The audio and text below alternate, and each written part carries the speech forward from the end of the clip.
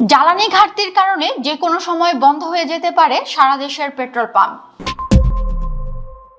সারা দেশে তীব্র জ্বালানি সংকট এবং পেট্রোল পাম্পগুলোতে পর্যাপ্ত নিরাপত্তা না থাকায় যে কোনো সময় তেল বিক্রি বন্ধ হয়ে যাওয়ার আশঙ্কা প্রকাশ করেছে Bangladesh petrol pump owners association.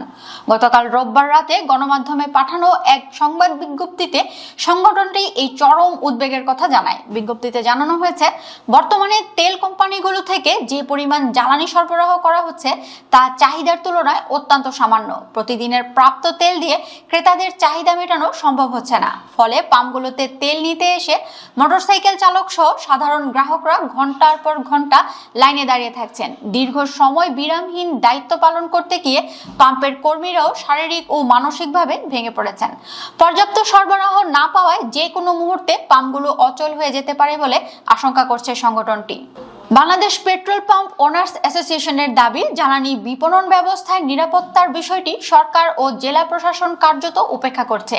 পাম্পগুলোতে তেল বিক্রির সময় কোনো কার্যকর নিরাপত্তা ব্যবস্থা না থাকায় দিন দিন বিশৃঙ্খলা বাড়ছে। যদি এখনই এ বিষয়ে সরকার কোনো ব্যবস্থা না নেয় তাহলে সামনে কঠিন সময় পার করতে হবে।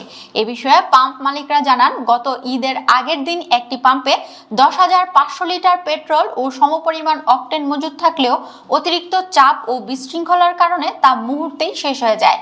পরিস্থিতি এমন পর্যায়ে পৌঁছেছে যাকে তারা লুটতরাজ বলে অভিহিত করেছেন।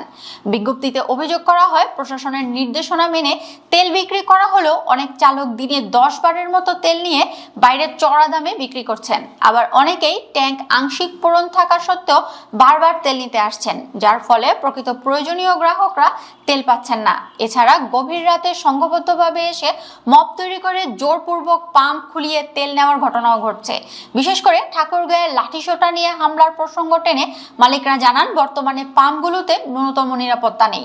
বর্তমানে শুধু পাম্পই নয়, ডিপো থেকে তেল পরিবহনের সময়ও ট্যাঙ্কারগুলো পথে লুট হওয়ার আশঙ্কা দেখা দিয়েছে। এমন প্রতিকূল অবস্থায় দ্রুত নিরাপত্তা নিশ্চিত করা না হলে ব্যবসা বন্ধ করে দেওয়া ছাড়া আর কোনো পথ খোলা নেই বলে জানিয়েছেন মালিকরা। তারা জানান, সংকটের কারণে অনেক পাম্পে অ্যাম্বুলেন্সের জন্য মাত্র 200 লিটার অকটেনও সংরক্ষণ করা সম্ভব হচ্ছে না। পাম্পগুলোতে আইন শৃঙ্খলা রক্ষাকারী বাহিনীর শক্তিশালী উপস্থিতি নিশ্চিত করা না হলে ডিপো থেকে তেল উত্তোলন বন্ধ রাখার হুঁশিয়ারি দিয়েছেন সংগঠনটি।